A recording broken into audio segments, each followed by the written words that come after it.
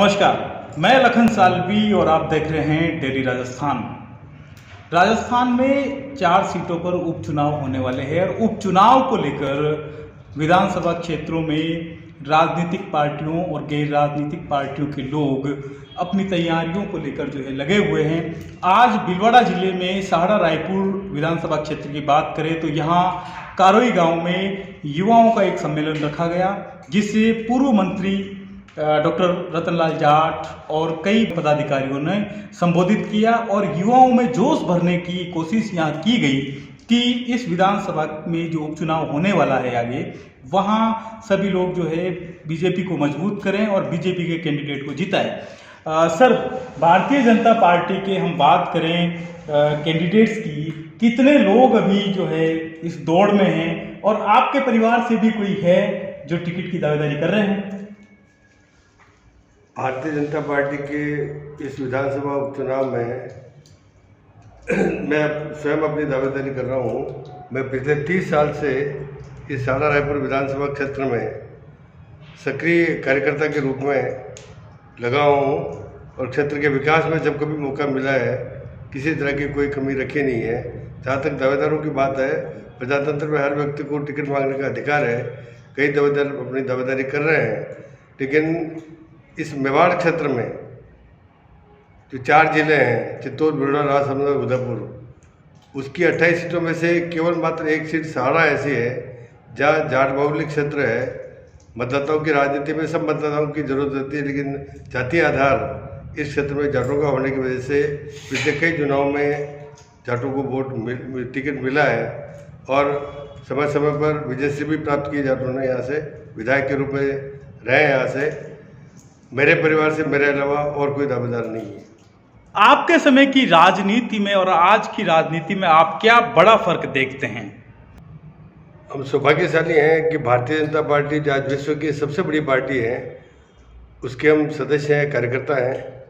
और दूसरा, इस मामले में सौभाग्यशाली हैं कि देश को आज नरेंद्र मोदी जैसा प्रधानमंत्री मिला है, जो भारत कभी जो सोने की चिड़िया था, कभी विश्व गुरु का दर्जा जिसको प्राप्त था, उस खोई मान प्रतिष्ठा को पुनर्स्थापित करने का अगर कोई काम कर रहा है देश में, वो देश का प्रधानमंत्री नरेंद्र मोदी कर रहा है। आप मंत्री रह चुके हैं, आपके पुत्र यहाँ पर प्रधान रहे हैं, आपके पूरे परिवार से राजनीति में लोग रहे हैं। आपके भाई BR चौधरी सर, वो यहाँ विधायक रहे हैं।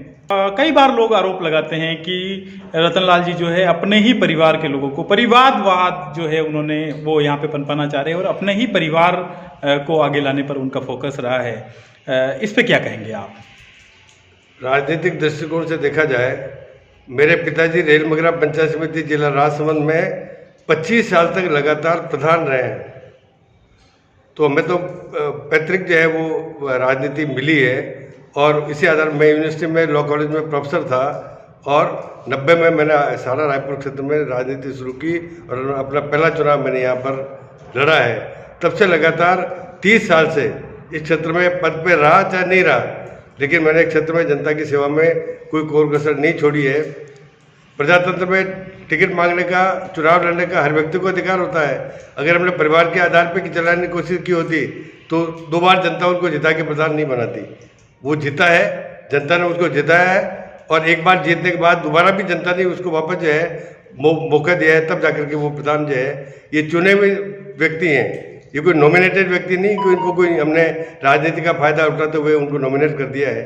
मेरी मिसेज जिला परिषद की मेंबर रही है और कैलाश जी त्रिवेदी की माताश्री को उसने उस जमाने में जिला परिषद में जब मैं जिला प्रमुख बना था तब हराया था उन्होंने। सुरेश जो बेटा है वो जिला परिषद का मेंबर रहा है, कमलेश 2 बार प्रधान रहा है। तो ये चुने हुए पदों पर जनता और कार्यकर्ताओं की मांग के आधार पर इनको अवसर मिला है और इसीलिए वो जीते हैं। जाट साहब, पिछले 2-3 चुनावों को देखे और रिसेंटली पिछला जो 2018 वाला चुनाव भी है उसमें भी देखे, आपकी पार्टी जो लगातार माइनस में जा रही है इस विधानसभा क्षेत्र में, इसके पीछे आप क्या रीजन पाते हैं? क्या कोई एनालिसिस किया है आप लोगों ने बैठ के? जीत हार जनता और के आधार पर है। पार्टी अपने सिद्धांतों के आधार पर, नीतियों के आधार पर जनता के बीच में जाती है और मतदाताओं के पास जाकर के, और वो अपने अपेक्षा रखते कि वो उनकी पार्टी उसमें जीते।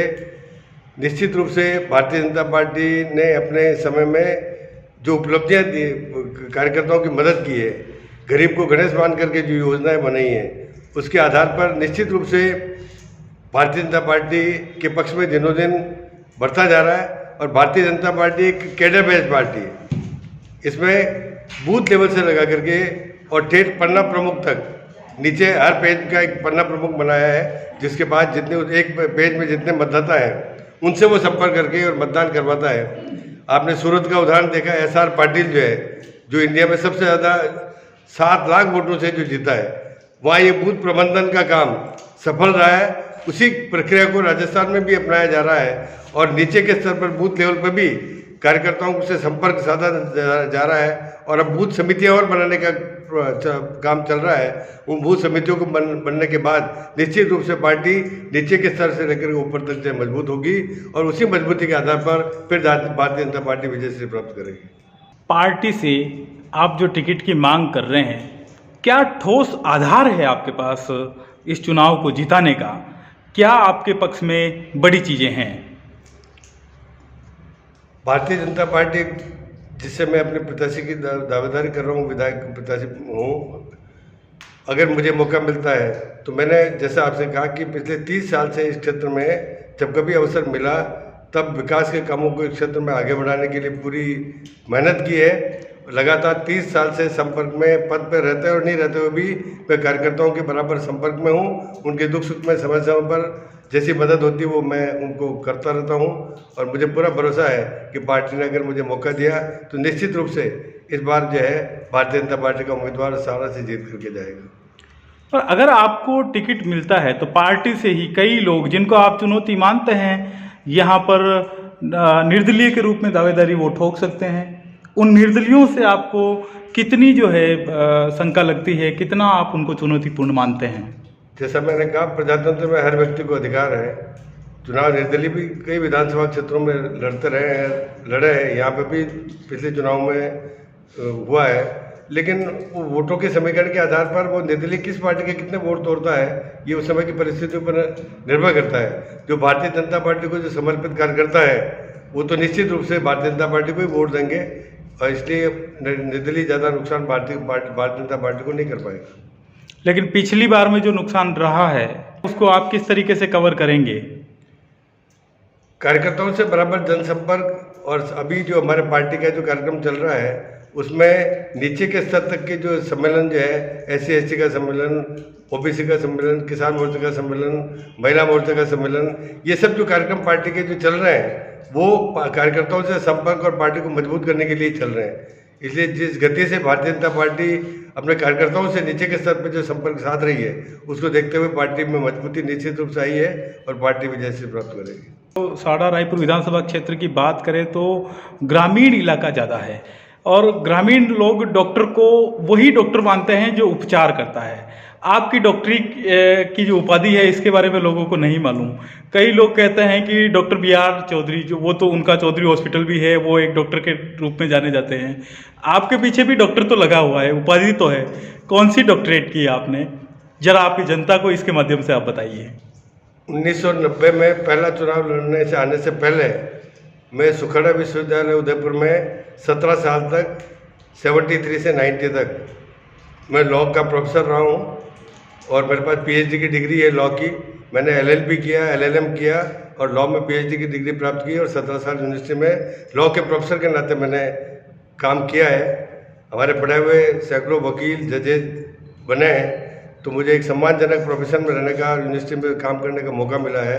और मैंने जैसे कहा कि पैतृक हमारे पारिवारिक परिप्रेक्ष्य में पैतृक जो हमें राजनीति मिली है, मेरे पिताजी जैसे मैंने कहा 25 साल प्रधान रहे हैं, तो उस दृष्टिकोण से कार्यकर्ताओं और उनकी मांग के आधार पर मुझे पहला अवसर 90 में यहाँ जनता दल से लड़ने का अवसर मिला था और रामपाल जी उपाध्याय जैसे दिग्गज कांग्रेस नेता को मैंने लगभग 4,500 मतों से उस जमाने में हराया था। सर, आपने जो PhD किया था, आपका रिसर्च का टॉपिक क्या था उसमें? मेरा फैमिली लॉ था, डाइवोर्स इन इंदौर ए कंपैरेटिव स्टडी। ये उसका टाइटल था और इसी में मुझे पीएचडी की उपाधि मिली है। आपके विरोधी या आपके जो सामने यहाँ पे कद्दावर नेता थे रामपाल जी उपाध्याय, उनकी राजनीति को लेके एक क्या टिप्पणी आप करेंगे आज? रामपाल जी उपाध्याय एक संजीदा राजनेता थे। उनसे हमारा पारिवारिक संबंध रहा है, चाहे पार्टी के नाते हम अलग अलग थे, एक दूसरे के खिलाफ चुनाव लड़े थे, लेकिन पारिवारिक संबंध थे। उनके कोई सामाजिक कार्यक्रम होते थे उसमें हम जाते थे और हमारे कोई कार्यक्रम होता तो वो बराबर आते थे। हमारे मतभेद था, मनभेद नहीं था। अभी इन दिनों टिकट की का तय करने में जो पार्टियां अपनी कवायदें कर रही है कि अलग अलग सर्वे की टीमें पहुंच रही है और वो फील्ड से भी और आप लोगों से भी मिलके जान रही होगी, कितनी टीमें आप तक आ चुकी है? भारतीय जनता पार्टी के इस उपचुनाव में प्रत्याशी के चयन के लिए और सर्वमान्य उम्मीदवार उनको मिल सके और जीता हुआ और टिका हुआ उम्मीदवार उनको मिल सके, उस नाते पार्टी ने पर्यवेक्षक अभी थोड़े दिनों पहले सहारा विधानसभा क्षेत्र के प्रभारी के नाते श्री राजेंद्र सिंह जी राठौड़ जो नेता प्रतिपक्ष हैं विधानसभा में, उनको और मदन जी दिलावर जो विधायक हैं, ये दोनों पर्यवेक्षक के रूप में आए और कार्यकर्ताओं से सभी सातों में इस विधानसभा क्षेत्र में 7 मंडल हैं, 7 मंडलों के सभी पदाधिकारियों से और कार्यकर्ताओं से और कई पार्टी के वरिष्ठ जो नेता है उन सब से वो भी संपर्क करके गए। अब आगे की प्रक्रिया भारतीय जनता पार्टी में ऊपर प्रदेश को तय करनी है और राष्ट्रीय लेवल पर तय होना है जो भी। पर आप तो राजनीति के अनुभवी व्यक्ति है, आपको अभी तक जो कुछ सर्वे हुआ है, जो लोग आपसे मिलके गए हैं और ये जो तमाम बातें हैं, आप कैंडिडेट की जो टिकट मांगने वाले लोग हैं उनकी लिस्ट भी आपके सामने हैं, तो ऐसे में कितना आपको जो है लग रहा है आपके पक्ष में आपको टिकट मिलने का? निर्णय भारतीय जनता पार्टी के प्रदेश और राष्ट्रीय स्तर पर होना है।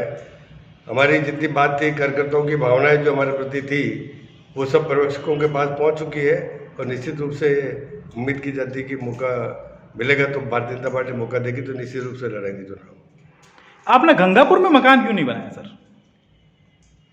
मेरा मकान रेलमगरा क्षेत्र के पछमता गांव में, जो यहाँ से मात्र 15 किलोमीटर पे है, पैतृक गांव है मेरा, तो वहाँ ज़्यादा दूरी नहीं होने से कभी महसूस नहीं किया।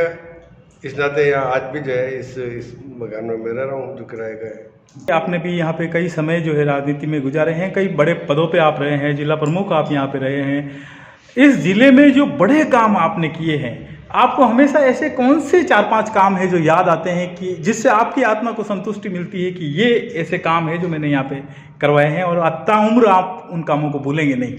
आदरणीय भैरव सिंह जी शेखावत की सरकार में 90 से 93 के बीच में मुझे उच्च शिक्षा मंत्री रहने का मौका मिला और उस समय पूरे राजस्थान में केवल 5 बजट में 5 कॉलेजों की स्वीकृति होनी थी।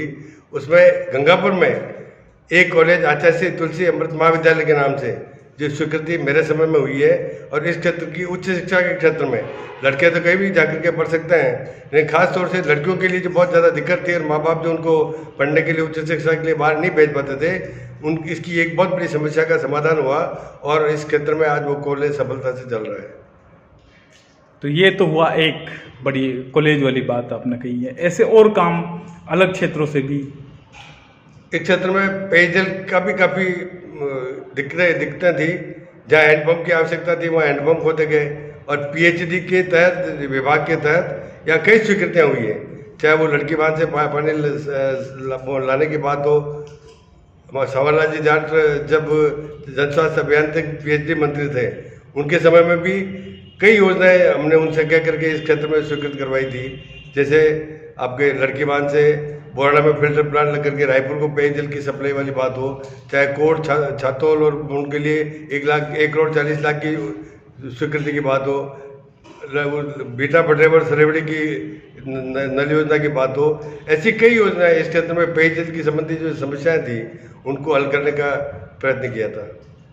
अभी हाल ही में जो बजट घोषणाएं हुई है, सहाड़ा रायपुर विधानसभा के लिए सबसे अच्छी घोषणा आपको कौन सी लगी है?